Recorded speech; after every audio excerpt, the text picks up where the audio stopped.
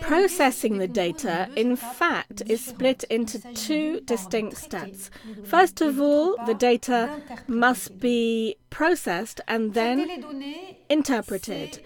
Processing the data means transforming the information collected that have already been cleaned up, but to bring them together in a corpus of information, a corpus of data, meaning the data will be structured, they will be classified, they can adopt different forms. In interviews, these are fragments of discourse, when these can be completed with images, photos, observations, measurements taken in the field, any other sort of data.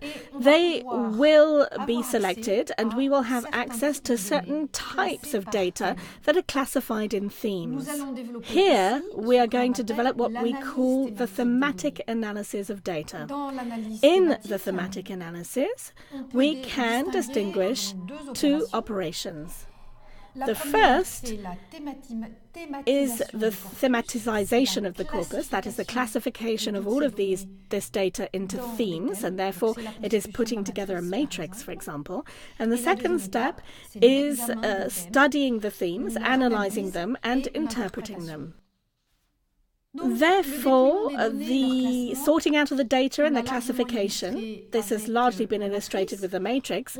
We can just say here that there are other tools, therefore thematic files, and each file is actually a reference to what we've put in columns in a matrix, or simply coding of the fragments of discourse. Reading all of the interviews to classify them obliges us to ask questions about the meaning that we give to the different fragments, and above all, the importance that we will grant to these. Will we put this in the matrix, or do we put it to one side because we don't consider it to be in the heart of our subject? And here, subjectivity comes into play. The part of the share of subjectivity that we have here cannot be completely eliminated, but it can be reduced, in particular by rereading and regularly coming back over the fragments of interviews that have been put to one side, rejected, and questioning ourselves each time as to whether the fragment of this interview would not now have a place to take now that I've advanced in my analysis and my interpretation. Should it not be included in my corpus of data? And this operation should be done regularly. Therefore, this column or this file, including fragments of interviews that are temporarily rejected, must be preciously safeguarded and regularly reread.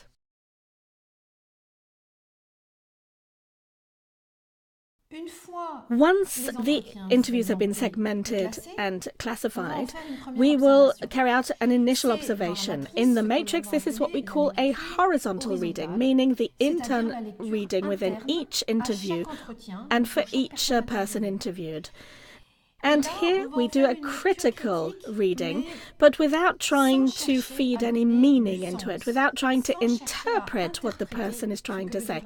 We are just going to look at what is being said without ourselves as a researcher or a project manager trying to add meaning, feed meaning into it. We will simply try to look for recurrences, things that keep coming back. For example, the names of stakeholders in the field, social stakeholders, which regularly come back in the different themes. We can look for logical links between different facts and phenomena.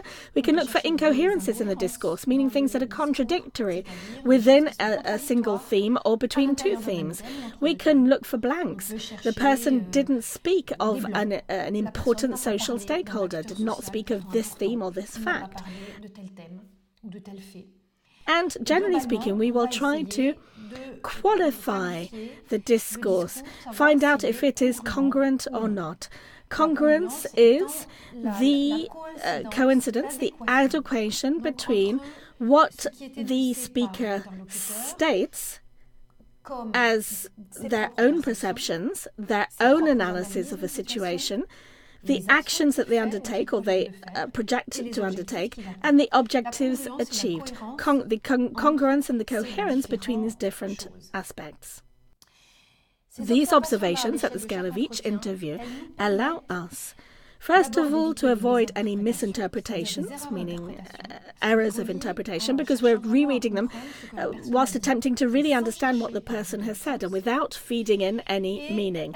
And it will allow us to characterize the quality of the interview and therefore to note the caution with which we will subsequently use it, in particular at the time of interpretation. An interview, a discourse in which we have noted some lacks or incoherences must be used with greater caution than an interview that shows coherence. Or in any case, we must take into account these incoherences within the interpretation. Therefore, all of this is the phase of data processing. There is software that can help you to process this data. They're necessary when we have a very large corpus of data, beyond 30, 35 interviews. It's worthwhile, especially if the interviews are long, it's worthwhile maybe to use this software. What happens after the data processing? We will have what we call the comparative examination of the interviews, and the object is to interpret the results. The first step will be what we call in the matrix the vertical reading, by column, meaning the thematic reading, where we will look at each thematic file that we have formed. And we compare the fragments of discourse which come under a same theme, but which come from all of the people interviewed during the survey. And this initial comparison, theme by theme, will allow us to bring together the fragments of interview that are similar, or to the contrary, to notice any divergences or oppositions. Relationships, maybe conflictual relationships or competition, or to the contrary, complementarity between these groups of stakeholders that have given these interviews, these fragments of interview. Therefore, theme by theme, we will gradually begin to regroup or dissociate the interviews and therefore the stakeholders. The transversal reading will associate a number of themes, and this will lead us to one or several typologies of stakeholders, therefore based on the interviews, based on what they have told us. And this is possible if we manage to identify the strongly discriminating elements that allow us to dissociate the stakeholders into groups. At the beginning, a typology is merely a classification. It's merely a classification of stakeholders. There is a little interpretation because we will grant more importance to one element or one theme as compared to another, to say, well, yes, really, the stakeholders are composed of a typology that is based mainly, for example, in the case of the LARSAC, on strategies to adapt to a changing landscape. We can, moreover, provide different typologies. We could have, and we have had at some time in the work on the LARSAC, a typology based on the perception of the landscape, the meaning that the stakeholders give to this landscape. And we moved ahead, and when we looked at the column strategy of adaptation to changing landscapes, here we found other groups which seemed to us to be more relevant, more interesting for the person who had ordered the survey. And therefore this typology founded on the strategies of adaptation was the one that was conserved in the results that we fed back. This typology will be all the more credible that it will have a certain amount of strength if the discriminant factors that we highlight to develop this are backed up by a theory, a sociological or economic theory. For example,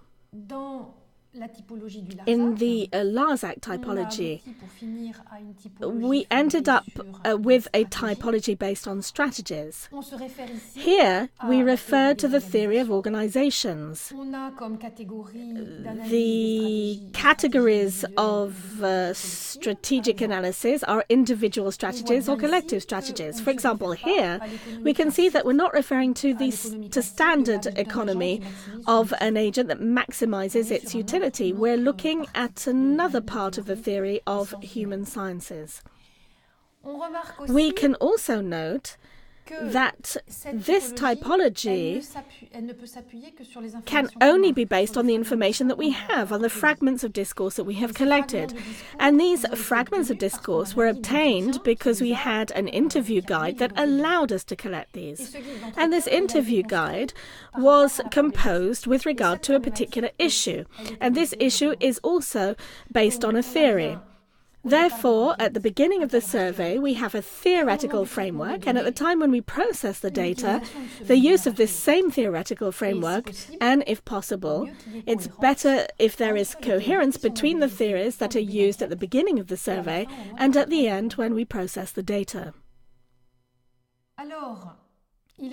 So it's obvious that in all of this work, subjectivity is present and that we tend to filter the information, to give more importance that goes in the direction of that which we believe in, or which goes in the direction of our hypothesis, in order to be a little bit more scientific, and to leave behind belief for the construction of knowledge. This is inherent to the human being, and this is why when we began to develop these typologies, and above all to begin giving them meaning by using available theories, it is very important to reread the corpus of data once again, to go and look for counterexamples, to go and look for exceptions in order to properly verify that what we are saying is solid and that it's not a construct that comes from a manipulation of the data and which gives importance to what suits us. And here, this brings us to the question of the dangers of overinterpretation of data. Generally speaking, the overinterpretation of data is a significant gap between what the data itself says and what the researcher is trying to make it say. It's an excess of meaning, because the interpretation of the data is giving meaning to all of this information. It is giving meaning to these observations. When we give too much meaning, we call this overinterpretation. And there are a number of mechanisms, a number of cases that lead to this overinterpretation. So Jean-Pierre Olivier de Sardon deals with this in a remarkable article on the mistreatment of data. And this is manipulating data to make them say more than what they can actually say. And he notes 5 figures of overinterpretation, amongst which we can see, for example, the obsession of coherence. For example, we want to get rid of all of the incoherences. We want to get rid of the contradictions that rear up their heads in our data. And at any point, this will allow us to make a good, smooth graph. It's also, for example, the reduction of a single factor. It's the age. It's the socio-professional category. It's a single factor that will explain it all.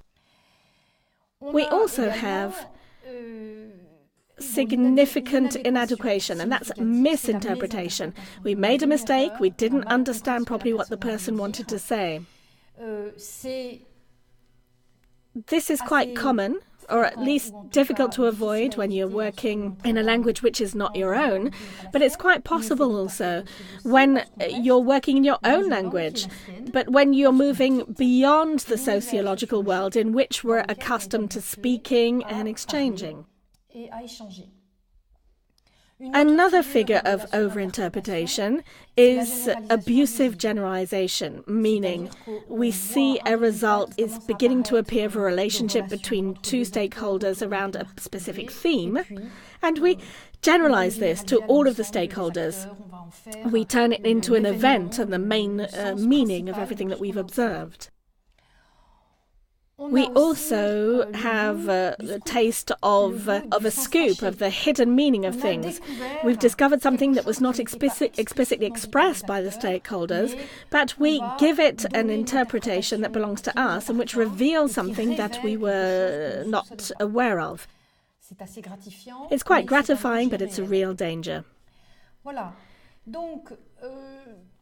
So there are a certain number of traps in interpretation that we have to try to avoid. And we can try to avoid these overinterpretations by subjecting our interpretations to discussion. For example, the construction of research programs with a number of researchers, or quite simply discussing our results with our pairs between researchers or project managers.